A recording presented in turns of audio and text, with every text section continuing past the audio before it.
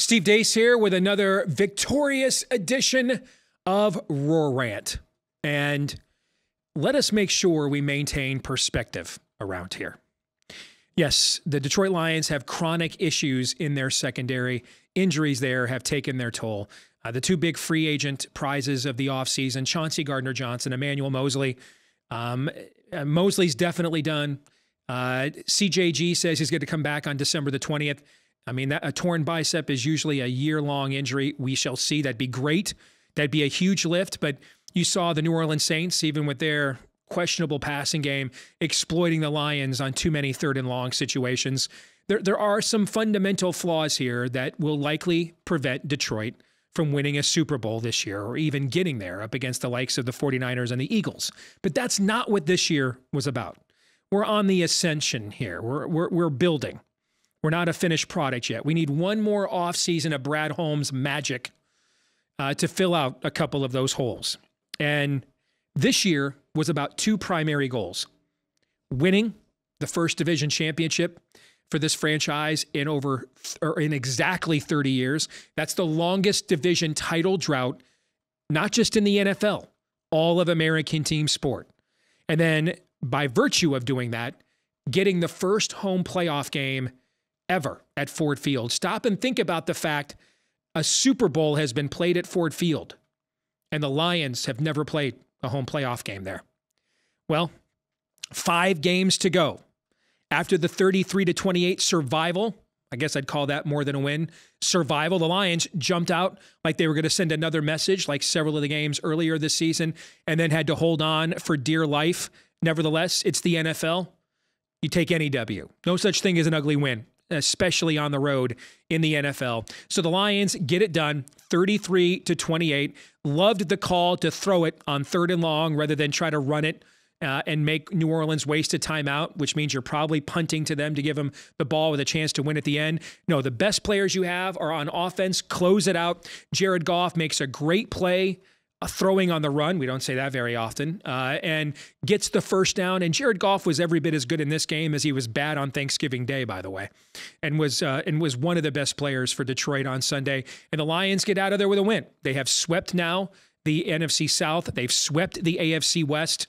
Who would have predicted those things at the start of the year? But they are both true. And so now, with 5 games to go, Detroit's magic number is 3.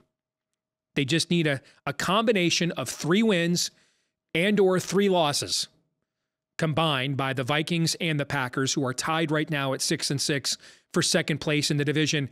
And for the first time ever, the Lions would win the NFC North, because when the Lions won this 30 years ago, when guys like Barry Sanders and Chris Spielman were still playing, it was the NFC Central back then. They've never even won this division since it was put into existence. And that would mean a home playoff game. And right now, that home playoff game would be against, if you can believe it, former Lions cornerback Matthew Stafford and the Rams. Oh, no, please. No, don't do that. I think those of us who have lived through way too much Lions black magic want no part of Matt Stafford coming back home for a playoff game. And then he has the ball. No, I'm going to stop. Don't do that to yourself. It's Christmas, Steve. Worry about that when the time comes. All that matters for right now is this team is 9-3. The last time the Lions were 9-3, JFK was president, 1962. That's how long ago it was. So we're on schedule. Season goals are about to be met.